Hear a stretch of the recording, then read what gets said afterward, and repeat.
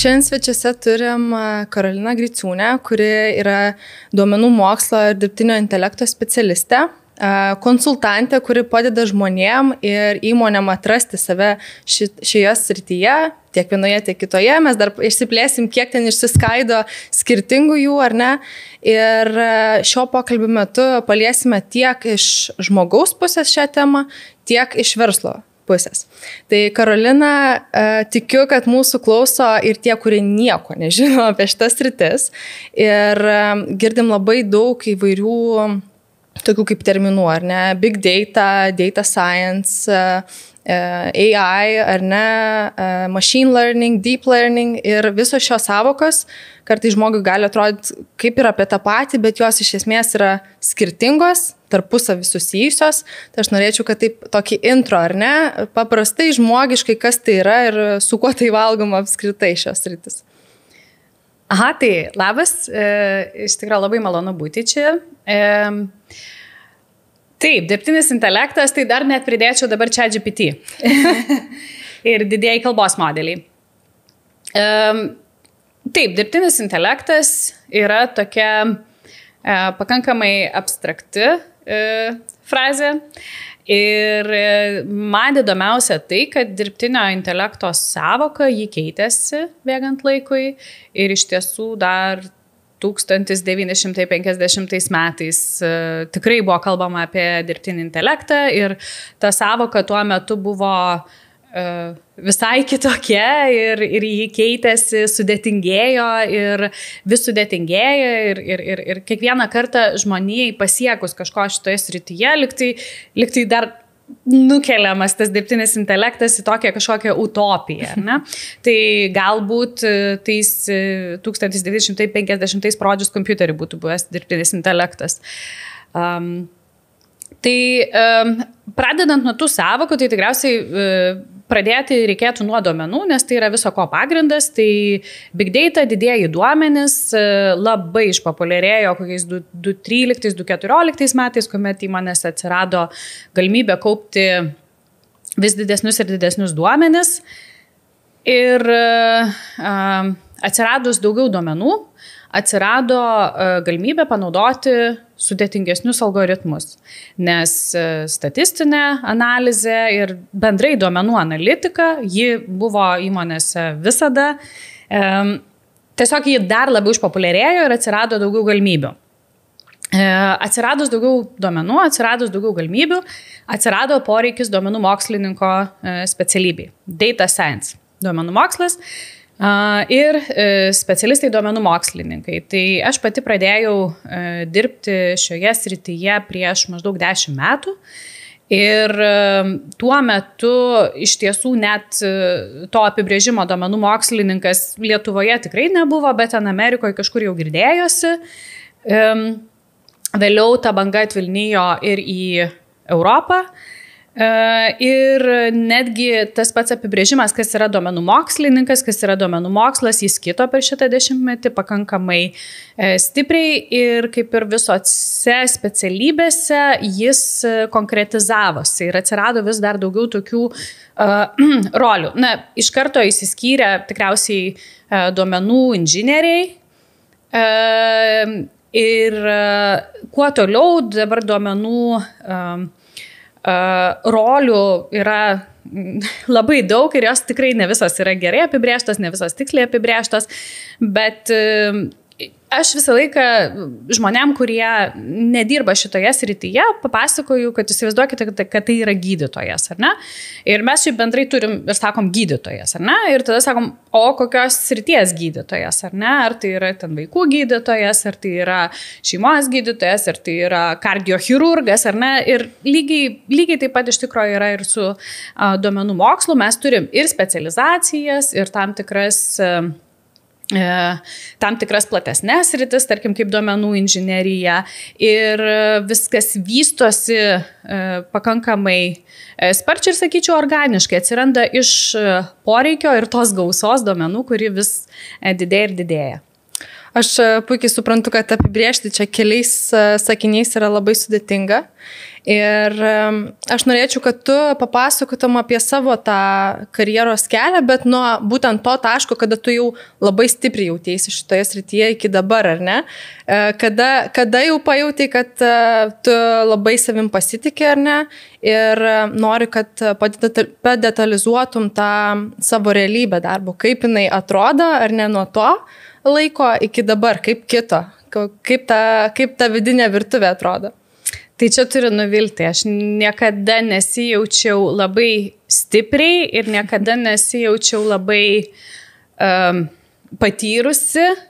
Yra tam tikri mano srities elementai, kuriuose jaučiuosi labai patyrusi, bet ir pati sritis jį nuolatos kinta, nuolatos reikia sekti, kas atsiranda. Na, dabar ChatGPT didieji kalbos modeliai viską sudrebino nuo pamatų ir iš tiesų netgi padariau labai didelį karjeros pokytį. Tuomet, kai atsirado ChatGPT, nesupratau, kad tiesiog labai daug dalykų, kuriuose galbūt, kai jaučiausi stipri, jie keičiasi ir tiesiog reikia permastyti ir suprasti iš naujo, kaip padaryti, kad tas dirbtinis intelektas jisai veiktų ir neštų naudą organizacijoms.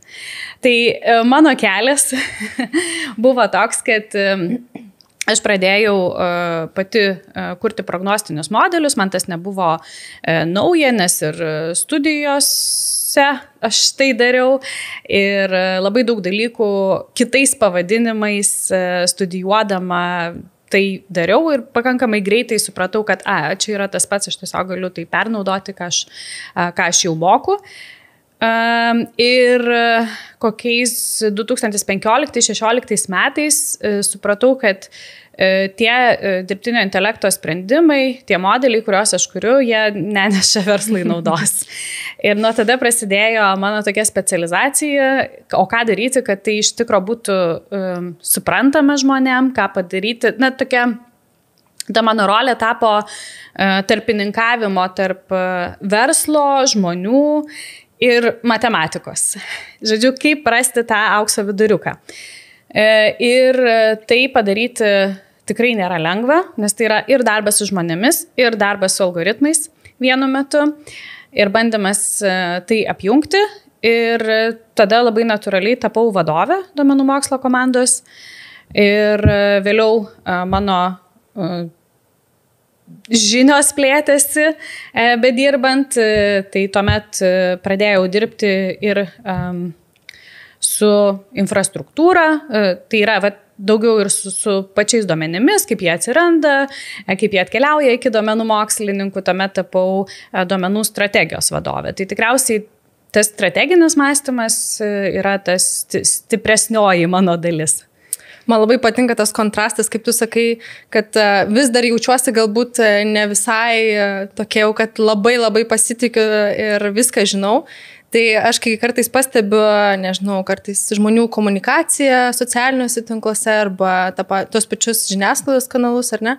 Kartais žmonės apsimeta, kad labai daug žino ir viską žino.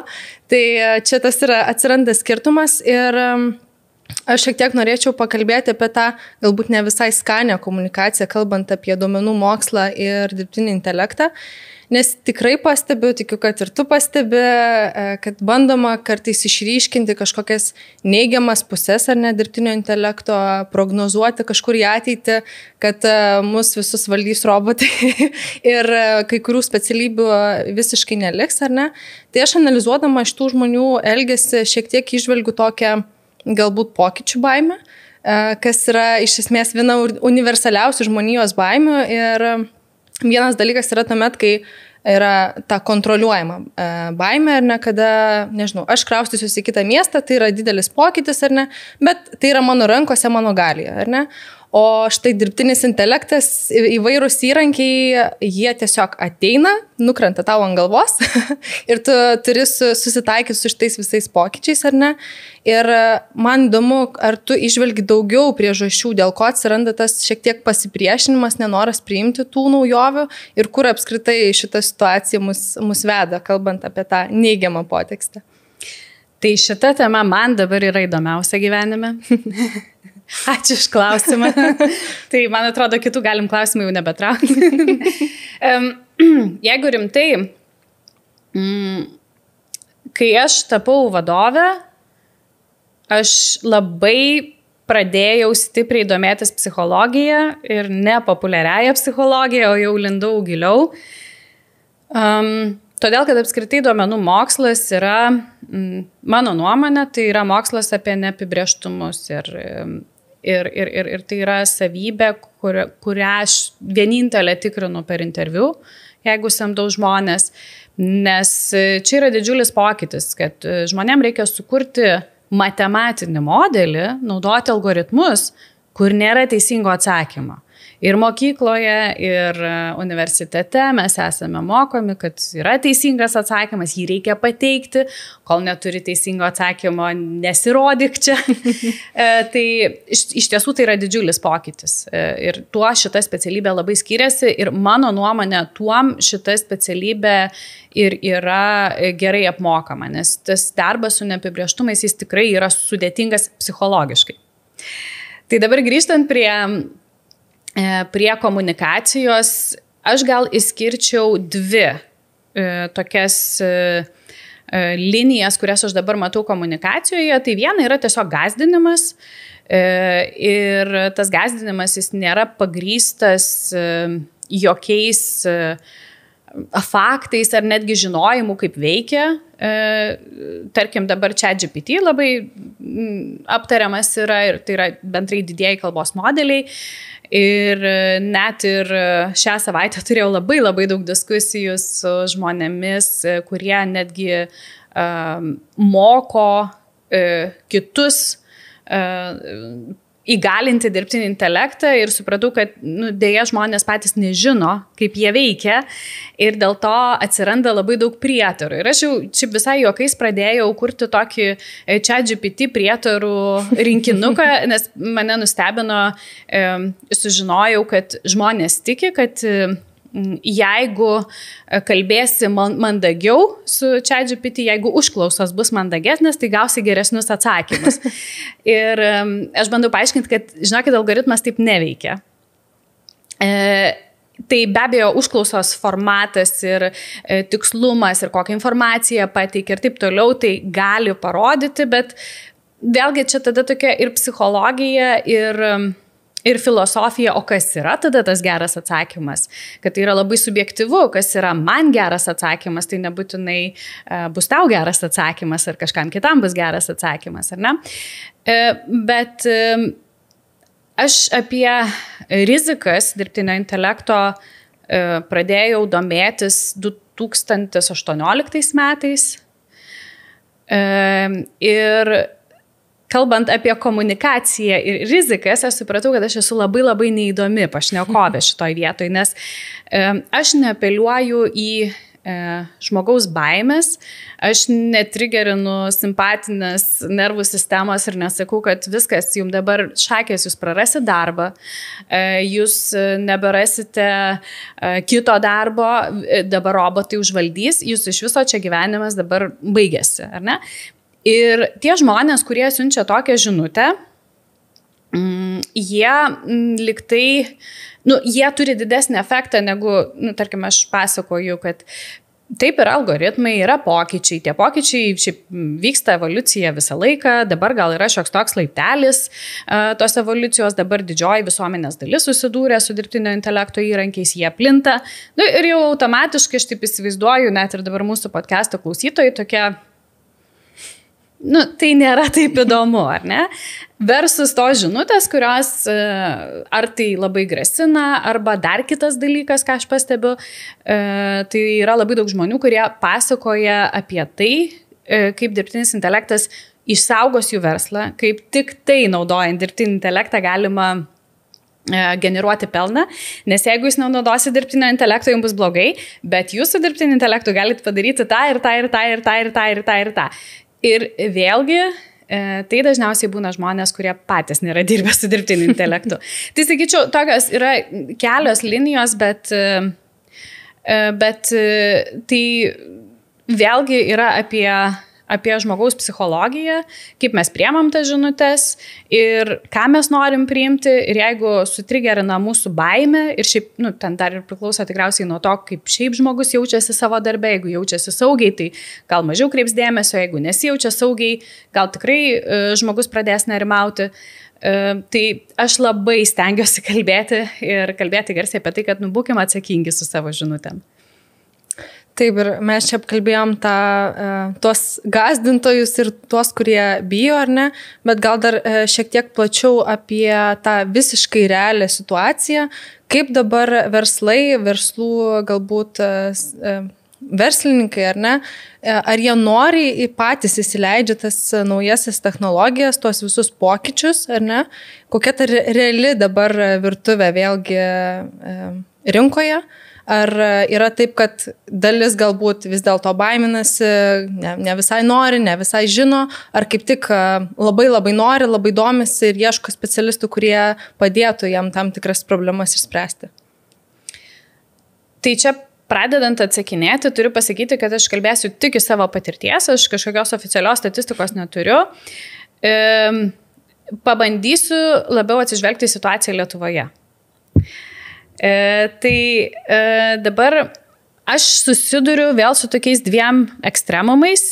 Vienas yra tai, kad įmonės labai betodairiškai bando pritaikyti dirbtinį intelektą ir tikrai tose vietose, kur jiem nereikia. Ir aš visą laiką sakau, aš kaip konsultantė esu tragiška, nes aš kokį 90% žmonių, kurie kreipiasi mane ir sako, mums labai reikia dirbtinio intelekto, ateik, padėk, ir aš jam tiesiog nemokamai išaiškinu, kad jums jo tikrai nereikia šitoj situacijoje turėti. Tikrai matau, kad ir komandos labai didelios samdomos ir netgi nesnei turėjau vieną atvejį, kuomet vienas startupas irgi paprašė konsultacijos. Šiaip jiem tikrai reikėjo dirbtinio intelekto sprendimo, bet jie norėjo labai brangiai pirkti specialistus, nes aš visą laiką vėlgi pradedu nuo strategijos, sakau, tai kokios komandos jums reikės, ar jūs norite turėti labai patyrusių specialistų, kiek tų specialistų, ir jie tokie, mums reikia visko čia dabar, ir aš sakau, ar jūs tikrai ar jums tikrai reikia tiek pinigų išleisti. Tai ta situacija baigėsi liūdnai, nes jie prisisamdė tų specialistų, bet po to teko visus atleisti. Tai ir reputacija įmonės krito. Tai iš kitos pusės aš girdžiu, pati nesu susidūrusi, nes natūraliai tokie žmonės nesikreipia, aš girdžiu nuogastavimų, čia gal labiau už darbuotojų, kai tikrai neskiria net to minimalaus biudžeto, kaip aš vadinu, tai duomenų higienai, apsitvarkymui. Tai vėlgi masto negaliu pasakyti, bet aš tikrai matau tokius, kur tiesiog viską meta ir vėl tikriausiai iš tos,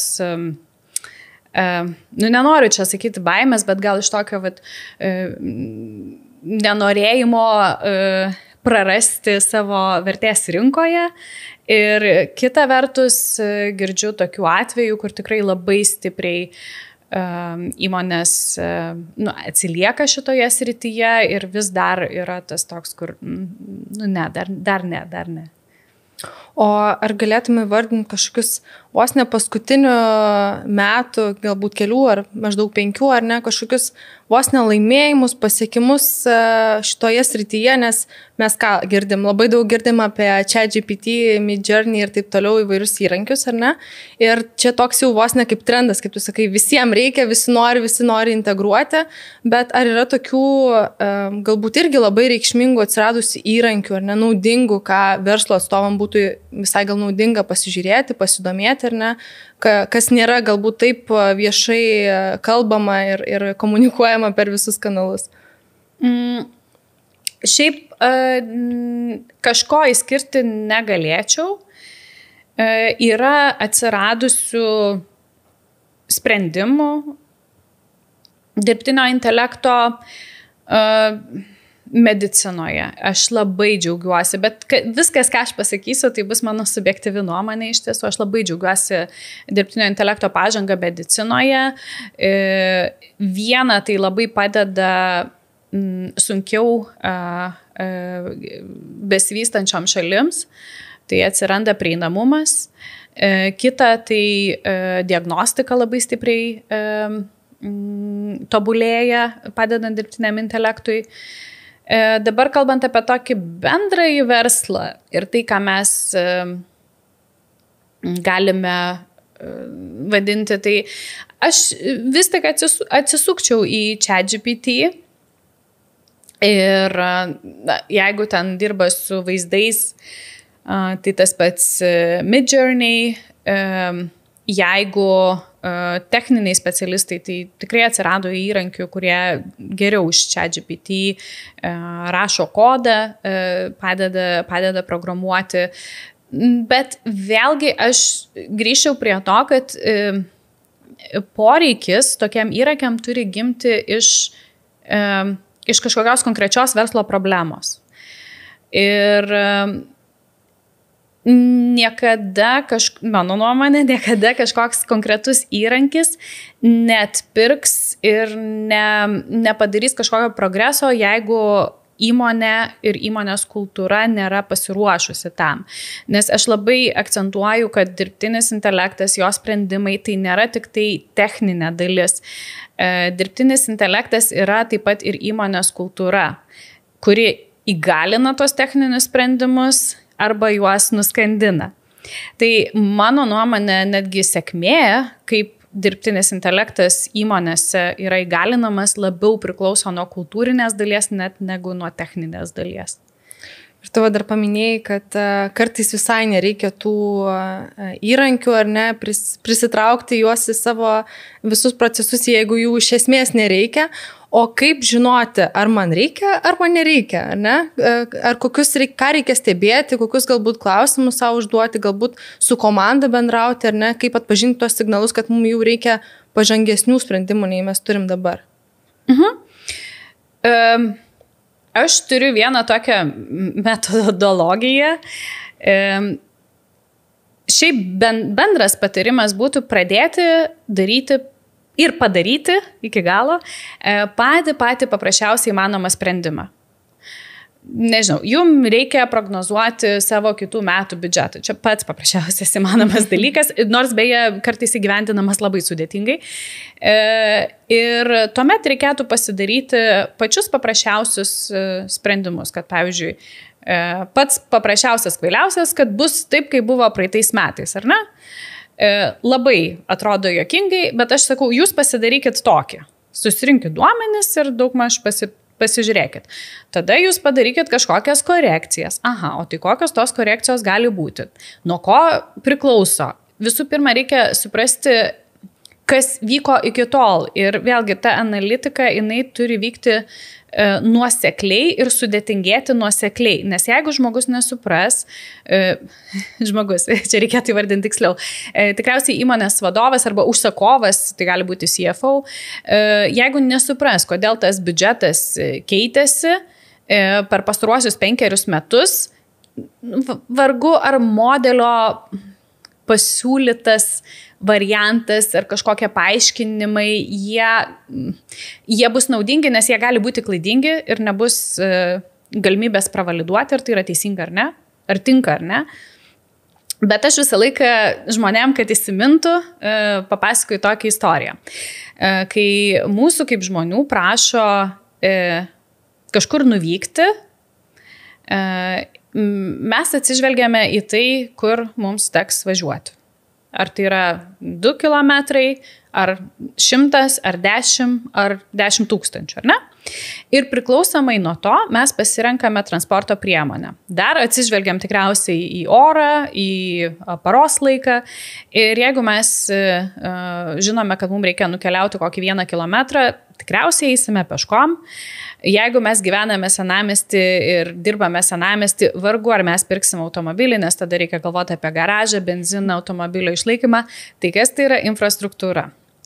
Tai jeigu žmonės pasidaro kažkokį paprasčiausią sprendimą ir jis atsako į klausimą, tai viskas. Čia ir dedam tašką. Jeigu pasidaro paprastą sprendimą jį naudoja, kurį laiką jis gali tikrai patenkinti poreikius ir pamato, kad kažko trūksta. Tai kai pamato, kad kažko trūksta, grįžta ir tobulina, nes darbas su duomenimis jis iteratyvus procesas. Labai dažnai, ir tai yra viena dažniausių klaidų, ypač iš duomenų mokslininkų pusės, jie vis laikas stengiasi padaryti tobulą variantą. Ir tas tobulas variantas verslui, ar ten bus modelio tikslumas 85 ar 87%, verslas net nepajaus. O duomenų mokslininkas gali sėdėti metus prie šito. Tai visą laiką reikia ieškoti to balanso ir atsižvelgti į tos žmogiškus paprastus pavyzdžius, kad neskriskite 20 km su lėktuvu. Tai čia kalbu apie dirbtinio intelekto visą infrastruktūrą, kai reikia pasidaryti kažkokią mėnesio ataskaitą paprastą, ar ne? Ir aš labai dažnai matau, kad taip vyksta.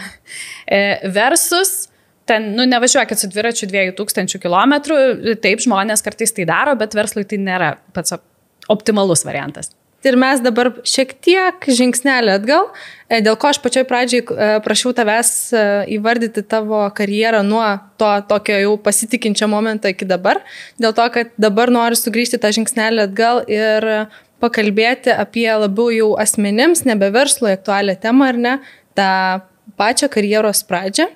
Ir būtent tavo istorija, ar ne, nuo ko prasidėjo, kas tave sudomino, kad pasinertum į šią sritį, kokios buvo studijos, ar ne, kokie tie pirmieji žingsniai, kurie atvedė tave iki dabartinio rezultato. Aš studijavau kompiuterinę fiziką. Ten mes visai darėm nemažai modeliavimo. Ir kai aš pradėjau dirbti, aš iš tiesų nepasitikėjau savim, nes tuo metu aš mokėjau programuoti Pythonu ir kitom kalbom. Aš nenorėjau būti programuotoja, nes vėl tas buvo toks, tai nebuvo įdomiausia, man visą laiką būdavo įdomiau tokie kažkokie, kur kažką atrasti, suprasti. Ir tuo metu, kai jeigu aš nueinu interviu ir sakau, aš moku programuoti tik Pythonu, tai o Excelį nemoku. Ir tada aš tokia jausdavausi, aš nieko nemoku. Ir tuomet pradėjau dirbti, išmokau Excelį per kokį mėnesį, visai neblogai. Ir po to, po kokių gal gerų metų, aš supratau, kad, bet Amerikoje tai naudoja Pythoną dirbant finansuose, aš tuo metu finansuose dirbau. Ir galvoju, ten dar toks buvo econ physics, atsimenu, ekonominė fizika terminas, ir aš pradėjau skaityti mokslinius straipsnius, aiškintis, tai kaip čia tai, nes tai iš tikro buvo tas sritis, kur man buvo labai įdomu. Ir aš supratau, kad aš noriu tai daryti. Ir tikrai nuoširdžiai tai buvo tai, kad aš pirmą įsivardinau, ką aš noriu daryti, ir tik po to atsirado ta duomenų mokslininko rolė, kuri ir išpildė tai. Tai man pasisekė, nes aš tikrai, sakau, net nežinodama tokios rolės, jau žinau, kad aš noriu tai daryti. Kas vyko toliau? Tai iš tiesų mano tas kelias tikrai buvo lengvas, manau, kad man labai pasisekė, nes aš visada žinojau ir aš visą laiką taip, kad o kas čia sunku, kas čia neveikia, ką čia galėčiau patvarkyti, sutvarkyti, ir taip vystėsi tas mano kelias. Ir kiek esu mačiusi ir skaičiusi apie tave, taip pat ir mentoriauji, ar ne? Ir padedi žmonėms nepasiklysti šiame labirinte. Ir kaip dažnai pas tave ateina žmonės, sakydami, kad aš neatrandu savęs ir man nėra taip lengva, mane galbūt domina viskas ir aš negaliu susitelkti į kažkokią vieną konkrečią sritį, o iš esmės galbūt reikėtų tai padaryti. Tai ar dažnas atvejis, kad su šia problema ateina? Taip, dažnas. Labai daug žmonių kreipiasi, nes tiesiog nori būti duomenų mokslininkais, galvodami, kad tai atneš daug pinigų, laimės ir gyvenimas pagerės. Taip pat daug žmonių kreipiasi, kurie Jie dažnai būna labai nedrąsus, kurie iš tiesų po to tampa nuostabiais duomenų mokslininkais, bet jie ar tai iš akademijos nori pereiti, ar kitoje srityje, dažniausiai persikvalifikavimas vyksta. Tai taip, labai daug kreipiasi žmonių, pasimetusių ir tikriausiai mentorystė yra viena mylimiausių mano dabartinio darbo dalių. O vat ir mentorystės metu, ar ne, kai turi kažkokius pokalbius, nes vat ir Code Academy mūsų atveju paėmus, ar ne, mes turime irgi įvairių studijų, tiek dirbtinio intelekto, tiek duomenų mokslo, ar ne, ir kaip ir sakau, galbūt domina ir ta sritis, bet reikia pasirinkti vieną, arba bent jau pačioj pradžiai, ar ne, ką tu patari, koks tavo pagrindinis patarimas, ar ne, žmogui, kuris neapsisprendžia, ko galbūt jam savęs reikia paklausti, ką paanalizuoti, jeigu va toks pasimetimas atsiranda pačioje pradžioje renkantis studijas, kaip pavyzdys. Pabandyti.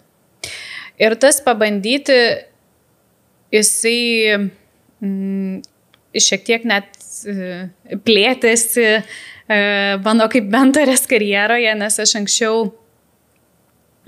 tikrai stengdavausi kuo daugiau padėti ir kuo daugiau žmogui suteikti informacijos. O jeigu taip darytum, tai gali būti taip. O jeigu taip darytum, gali būti taip. Dabar aš daugiau leidžiu pabandyti ir daugiau leidžiu klysti ir toliau klaidžioti. Tas nėra malonus procesas, bet aš tiesiog per praktiką pamačiau, kad ir kiek aš įdėčiau savęs ir darbo, vis tiek žmogus turi pereiti per tą procesą. Tai grįžtant prie to pabandyti, aš visą laiką sakau, raskite, supraskite, kas jums yra mieliausia šiame pasaulyje, ar tai yra kažkoks hobis, ar tai yra jūsų gyvūnai, ar tai yra jūsų sveikata, ar kažkas. Ir pagalvokite, kaip jūs galėtumėte gauti duomenų. Kas jums yra aktualu. Gal jūs norite padėti pasauliui, gal norite padėti savo, sukurti kažkokį sprendimą. Ir padarome kartu kažkokį projektą labai konkretų. Tai ties jau padarimo projekto labai didelė dalis žmonių nubyra. Tai aš anksčiau skaudžiai labai reaguodavau į tos nubyrėjimus. Dabar aš džiaugiuosi, nes matau, kad tai irgi yra atsakymas žmonėms. Ir kai mes darome ir padarome, tada žmogus jau tikrai žino, kad duomenų mokslas ne man, bet duomenų inžinerija puikiai tinka. Tai tikriausiai nepabandžius kažkokio vasaros projekto, vėlgi, pradėti nuo labai paprastų dalykų. Nes skaitant, tikrai mes neatrasime, nesuprasime savęs, bet darant. Ir per tuos ypač tokius skaudesnius, sunkesnius momentus mes tikrai galime atrasti save. O ar galėtum nupiešti, norisi man šiek tiek dar giliau ir į tą visą buitį šitą darbą, ar ne, tokį nupiešti standartinę problemą, kaip įsivaizduoja kažkokią situaciją, gali iš savo visiškai patirties, ar ne, galbūt neminint kažkokių įmonių, bet įmonė turi problemą, ar ne, ir su ta problema dorojasi tam tikra žmonių komanda, ar ne. Tai man būtų įdomiau dar pasinerti į tas rolės, ar ne, kiek dažniausiai žmonių dirba ties konkrečia problema, kokios jų rolės ar ne, kokios atsakomybės, kad dar geriau žmogus suprastų, kaip viskas vyksta. Tai čia mano atsakymas, jisai gali būti kontroversiškas, nes tai tikrai labai priklauso nuo vadovo. Aš esu labiau linkusi palikti vieną duomenų mokslininką ir vieną duomenų inžinierių dirbti prie kažkokios problemos. Aišku, tai priklauso nuo masto. Jeigu projektas tikrai didelis, tuomet reikia daugiau žmonių, bet aš tiesiog pateiksiu savo pavyzdžius, kaip aš dirbu, kaip aš suradau, kad man geriausiai veikia. Tai kiekviena tokia problema, kuri turėdavo baigtis dirbtinio intelekto sprendimu, mes surinkdavom tokią grupę. vienas tokia virtualią komandą. Vienas duomenų mokslininkas, vienas duomenų inžinierius, nebūtinai pilnai priskirtas, nes nebūtinai yra to darbo visam etatui.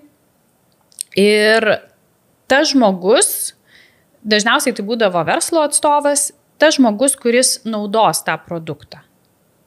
Arba kuris užsakovas yra to produkto. Ir visada mes turėdavom sprendimų priėmėją, decision makerį. Tai čia pats svarbiausias dalykas yra turėti vieną, kuris sudėtingose situacijose priims sprendimus. Ir tai neturi būti duomenų mokslininkas, tai turi būti tas žmogus, kuris, šiaip neša atsakomybę, galbūt biudžetą, pinigus, kažkas dažniausiai būdavo iš jau aukštesnių vadovų. Kodėl aš esu linkusi turėti vieną duomenų mokslininką? Todėl, kad tai yra kūrybinis darbas. Jeigu mes pasakome 2 dailininkam nupiešti paveikslą, jie gali gimti kažkas nuostabaus, bet yra nemaža tikimybė, kad gims konfliktas. Ir yra nemaža tikimybė, kad to paveikslo nebus. Tai tikrai aš už tai, kad duomenų mokslininkas dirbtų vienas. Apskritai, kas manęs klausia, jeigu ten ar kokią žinutę parašo privačiai, sakau, kad tai yra pakankamai vieniša rolė. Nes tai yra kūrybinis procesas, yra kančios nemažai. Vėlgi, čia turiu šiek tiek paaiškinti, kodėl aš sakau, kad tai yra kūrybinis procesas, nes dabar matau rinkoje labai daug kas tiesiog galvoja, kad tai yra techninė rolė, kur aš atėjau, parašiau kodą, išėjau. Ne, nes tai yra sprendžiama, tai yra problemų sprendimas, pasinaudojant duomenimis ir algoritmais. Bet tai nėra darbas, kuriame mes naudojame algoritmus. Čia yra labai, tas akcento uždėjimas, kad mes sprendžiam problemas, ne rašom kodą, yra labai esminis. Tai taip, todėl aš palieku vieną duomenų mokslininką dažniausiai. Ir tuomet tas procesas vyksta dažniausiai 3-6 mėnesius, vėlgi priklauso nuo projekto tipo. Ir vyksta kas savaitiniai susitikimai su tuo žmogumi, kuris naudos arba, kaip ir sakau, užsakovas, vartotojas, verslo atstovas. Kodėl yra labai svarbu turėti tuos kas savaitinius susitikimus? Todėl, kad vėlgi, žmonės linkę kūrybinėme procese užsidaryti, skęsti savo problemose ir nekomunikuoti. Tai va ta komunikacija ir mokymasis parodyti netobulo darbo, o tai, kas yra ta akimirka, yra labai naudinga. Ir iš kitos pusės taip yra kuriama kultūra, kad tas sprendimas, kuris bus sukurtas, jis bus verslui naudingas. Nes vėlgi labai dažnai būna, kad duomenų mokslininkams sako, yra tokia problema, reikia tokio sprendimo. Ir duomenų mokslininkas toks, gerai, jo, bus. Grįžta už 1,5 metų, nekomunikavę, visiškai, grįžta už 1,5 metų ir sako, prašom sprendimas. Techniškai jis yra geras. Ir pirma, tai verslui, jisai toks arba vartotojui, mes tarkime, appsas kažkoks naujas feature'as, požymis tikriausiai lietuviškai. Vartotojui tas yra pokytis, ar ne? Jau mes nemėgstam pokyčių. Ir jie nėra paruošiami tam pokyčiui. Ir šiaip net ir faktiškai būna taip, kad padaro sprendimą ne tai problemai. Tai vat tokie kertiniai dalykai, kad kūrybinis procesas, kad reikia komunikuoti ir kad tas sprendimas yra kuriamas kažkam. Ne matematikai, ne algoritmų dievai, bet jis yra kuriamas kažkam ir kažkokiai konkrečiai problemai spręsti. Ir dabar irgi pačiupau šitą tavo mintį ir galvoju, yra universalios kažkokios baimės, ar ne, bet yra ir universalios klaidos. Tai manau, kad čia galima gal net suskirstyti kelias dalis, ar ne? Kokias klaidas apskritai gal daro žmonės pačioje pradžioje pradėdami dirbti arba dar tik mokytis, ar ne? kokias klaidas daro jau tie profesionalai, kurie, kaip mes sakom, jau yra užsistovėję, jau ilgai dirba, ar ne, ir 10 ar daugiau metų jau yra toje srityje.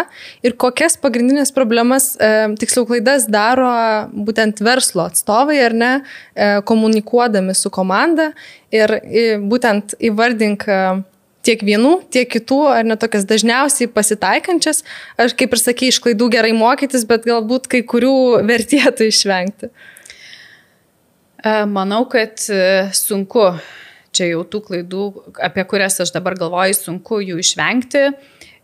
Gal kas padeda, tai tiesiog įsivardinimas, kai jau atsiduri tokioj situacijoje, tai įsivardinimas, kad aš čia ten nekomunikavau čia 3 mėnesius, gal dėl to sako, kad čia negerai, gal ne dėl to, kad čia iš tikro negerai. Tai kalbant apie pradedančius, dažniausia klaida, jie yra labai techniški ir stengiasi įrodyti savo techninius įgūdžius. Po universiteto, po akademijų, kursų ir taip toliau, nes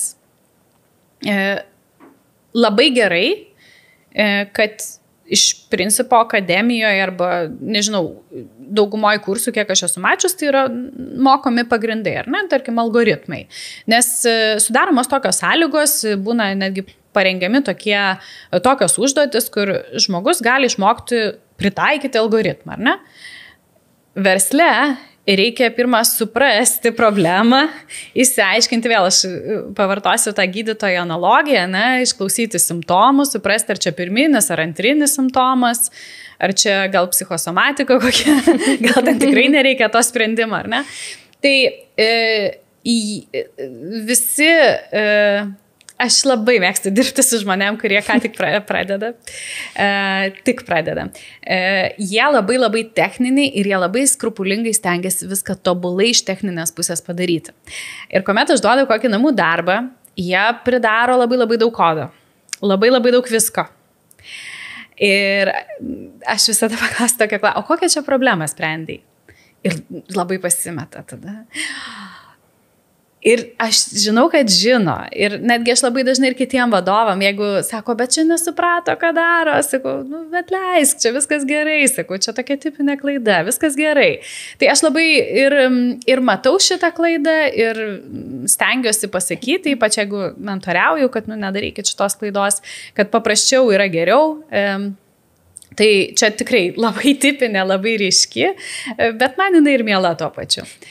Dabar tie dinozaurai, ar ne, kurie 10 metų dirba. Aš pati jaučiu ir pastebiu, mes tampame mažiau lankstus. Mes jau turim tokį, kad o aš čia taip dariau, o man taip gerai buvo. Ir aš pati jaučiau, kai vėl atsirado didieji kalbos modeliai ir aš jau suprantu, jaučiu, kad keisis šitos metodologijos darbo, reikės čia iš naujo viską daryti. Čia aš tiek vargau, čia kol apsibrėžiau viską, kol supratau, kiek knygų perskaičiau, o viskas keičiasi. Bet kažkaip ten pasikalbi su savim ir tada išjudi ir galvoji, gerai, pradedam iš naujo, dabar bandom kažkaip vėl suprasti. Tai tas nelankstumas iš tikrųjų ir kiek esu susidūrusi organizacijose. Gal kartais dar tokia šiaip didelė klaida ir tikrai labai linkėčiau tiem žmonėm, kurie žiūri ir ieškos darbo, vėl visą laiką kartoju ir savo mentys, kad jūs renkatės darbą, jums labai svarbu surasti patį pirmą supratingą gerą vadovą, nes jeigu bus vadovas, kuris ateis ir sakys, kad tu turi naudoti šitą algoritmą, aš viską žinau. Tai būna tokia, kur kartais nulenda į tą nišą, kad aš viską žinau ir iš tos tokios baimės ir noro būti gerų vadovų pradeda kontroliuoti kiekvieną žingsnį, ar ne? Tai tuomet yra labai sunku augti tokioje aplinkoje tiem jauniems žmonėms. Verslo atstovai kokią klaidą daro, tai neskiria dėmesio. Nes kai aš pasakoju apie tą gražų atvejį, tą utopiją, kur susėda duomenų mokslininkas, verslininkas, čia pasikalba, tai verslo žmonės, jie sako, ką man skirti 3 dienas. Oho, kiek daug, ar ne? Bet sakau, tai jeigu jūs negalit skirti 3 dienų, tai mes negalim skirti pusės metų kurti šitam. Ir aš labai griežta būdavau kaip vadovė verslui. Nes tikrai jų gauti laiko, kokybiško laiko, kad jie būtų tokie mindful ir išbūtų ir pabūtų ir paaiškintų, nes mes netgi darydavom tokius pratimus, kur susėdam vienam kambarį, ir mes ten kokias 3, 4, 5 dienas ir prasėdam tam kambarį, kol mes įsiaiškinam, o kokią problemą sprendžiam. Ir čia gali labai juokingai atrodyti, bet suprasti, kokią problemą sprendi, tai yra, taip sakyčiau, kokį 70% sėkmės, gal net 80% sėkmės dirbtinio intelekto sprendimo. Ir verslui jie man aiškina, aš tokia būdavau tarp viso to, jie man sako, taigi čia akivaizdu. Ir tada ateita duomenų mokslininkas sako, taigi akivaizdu, čia algoritmas paprasčiausias, ar ne? O tie to nesupranta. Ir reikia laiko, kad susikalbėtų. Ar turi kažkokį patarimą studentui, kuris pasibaigė, ar ne, jau galbūt kažkiek turi ir praktikos, kaip jam lengviau įsidarbinti, ar ne, kaip lengviau atrasti tą vietą pasaulyje? Aš manau, kad vis tiek turėtų būti balansas tarp teorijos ir praktikos. Nes vien praktikai, ypač jeigu persikvalifikuoja, tada aš jau labai stengiuosi mokyti, atkreipti dėmesį į tokius konceptualius dalykus. Problemos sprendimas, sprendimų priėmimas, o kodėl apskritai taip gali būti, kad nėra teisingo sprendimo, o ką daryti, jeigu nėra teisingo sprendimo, ar ne. Ką daryti vėl? Padaryti kažkokį vieną konkretų projektą. Aš dažnai kalbu apie portfelius, tai yra savo darbo portfelius, ateiti su portfeliu į darbą, į darbo pokalbį.